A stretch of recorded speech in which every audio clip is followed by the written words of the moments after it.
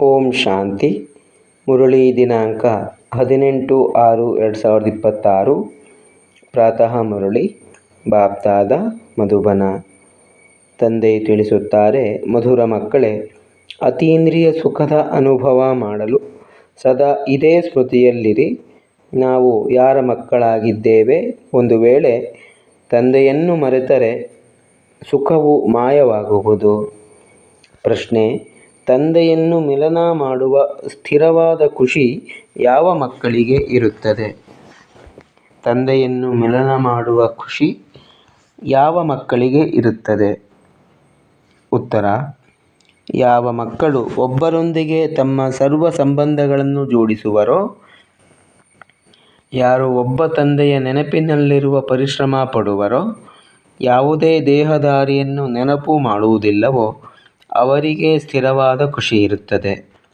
ಒಂದು ವೇಳೆ ದೇಹದಾರಿಯ ನೆನಪಿದ್ದರೆ ಬಹಳ ಅಳಬೇಕಾಗುವುದು. ವಿಶ್ವದ ಮಾಲೀಕರಾಗುವವರು ಎಂದೂ ಅಳುವುದಿಲ್ಲ. ಗೀತೆ: ಬಾಲ್ಯದ ದಿನಗಳನ್ನು ಮರೆಯಬಾರದು. ಮಧುರಾತಿ ಮಧುರ ಅಗಲಿ ಹೋಗಿ ಮರಳಿ ಸಿಕ್ಕಿರುವ ಮಕ್ಕಳ ಪ್ರತಿ ಮಾತಾಪಿತಾ ಬಾಪ್ದಾದರವರ ನೆನಪು, ಪ್ರೀತಿ ಹಾಗೂ ಸುಪ್ರಭಾತ. ಆತ್ಮಿಕ ಮಕ್ಕಳಿಗೆ ಆತ್ಮಿಕ ತಂದೆಯ ನಮಸ್ತೆ. ನಾವು ಆತ್ಮಿಕ ಮಕ್ಕಳಿಂದ ಆತ್ಮಿಕ ತಂದೆ ತಾಯಿಗೆ ನೆನಪು, ಪ್ರೀತಿ, ಬೆಳಗಿನ ವಂದನೆಗಳು ಹಾಗೂ ನಮಸ್ಕಾರಗಳು. ಧಾರಣೆಗಾಗಿ ಮುಖ್ಯ ಸಾರ. ಮೊದಲನೇ ಪಾಯಿಂಟು: ಎಂದು ಯಾವುದೇ ಮಾತಿನಲ್ಲಿ ಮುಟ್ಟಿದರೆ ಮುನಿ ಆಗಬಾರದು. ಈಶ್ವರೀಯ ಬಾಲ್ಯವನ್ನು ಮರೆತು ಬಾಡಿ ಹೋಗಬಾರದು. ಈ ಕಣ್ಣುಗಳಿಂದ ಏನೆಲ್ಲವೂ ಕಾಣುತ್ತಿದೆಯೋ ಅದನ್ನು ನೋಡಿದರೂ ನೋಡದಂತಿರಬೇಕಾಗಿದೆ. ಎರಡನೇದು: ಒಬ್ಬ ತಂದೆಯ ನೆನಪಿನಲ್ಲಿಯೇ ಸಂಪಾದನೆ ಇದೆ. ಆದ್ದರಿಂದ ದೇಹದಾರಿಗಳನ್ನು ನೆನಪು ಮಾಡಿ ಅಳಬಾರದು. ತಂದೆ ಮತ್ತು ಆಸ್ತಿಯನ್ನು ನೆನಪು ಮಾಡಿ ವಿಶ್ವದ ರಾಜ್ಯವನ್ನು ಪಡೆದುಕೊಳ್ಳಬೇಕಾಗಿದೆ. ವರದಾನ: ಶ್ರೇಷ್ಠ ಮತದ ಆಧಾರದ ಮೇಲೆ ಮಾಯಾವಿ ಸಂಘದೋಷದಿಂದ ದೂರ ಇರುವಂತಹ ಶಕ್ತಿ ಸ್ವರೂಪ ಭವ.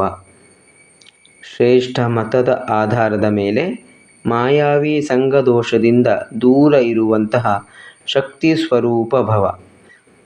ಮಕ್ಕಳ ಒಂದು ದೂರು ಇರುತ್ತದೆ: ಎಲ್ಲ ಸಂಬಂಧಿಗಳು ಕೇಳುವುದಿಲ್ಲ, ಸಂಘ ಚೆನ್ನಾಗಿಲ್ಲ, ಈ ಕಾರಣ ಶಕ್ತಿಶಾಲಿಯಾಗಲು ಸಾಧ್ಯವಿಲ್ಲ.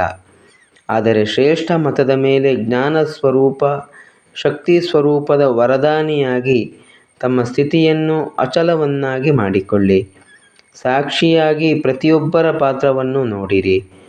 ತಮ್ಮ ಸತೋಗುಣಿ ಪಾತ್ರದಲ್ಲಿ ಸ್ಥಿತರಾಗಿ ಸದಾ ತಂದೆಯ ಸಂಘದಲ್ಲಿರಿ.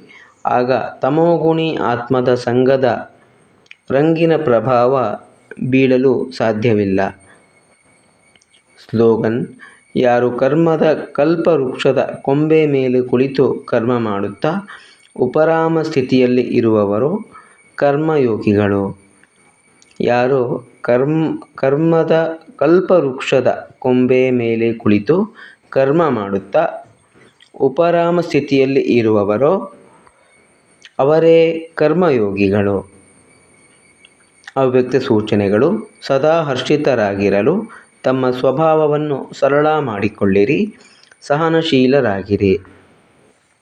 ಹೀಗೆ ಯಾರದ್ದು ವಿಶೇಷ ಸ್ವಭಾವವಿರುತ್ತದೆ ಆ ಸ್ವಭಾವಕ್ಕೆ ವಶರಾಗಿ ಬೇಡವೆಂದರೂ ನಡೆಯುತ್ತಿರುತ್ತಾರೆ. ಹೇಳುತ್ತಾರೆ, ಬಯಸುವುದಿಲ್ಲ, ಆದರೆ ಇದು ನನ್ನ ಸ್ವಭಾವವಾಗಿದೆ.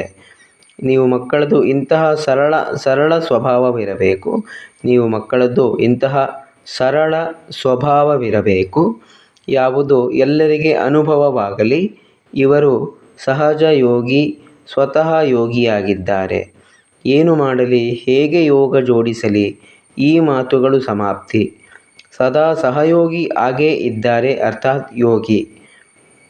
ಇದೇ ಒಂದು ಮಾತನ್ನು ಸ್ವಭಾವ ಮತ್ತು ಸರಳ ಮಾಡಿಕೊಳ್ಳುವುದರಿಂದ ಎಲ್ಲ ಸಬ್ಜೆಕ್ಟ್ನಲ್ಲಿ ಪರಿಪೂರ್ಣರಾಗಿ ಬಿಡುವಿರಿ. ಓಂ ಶಾಂತಿ.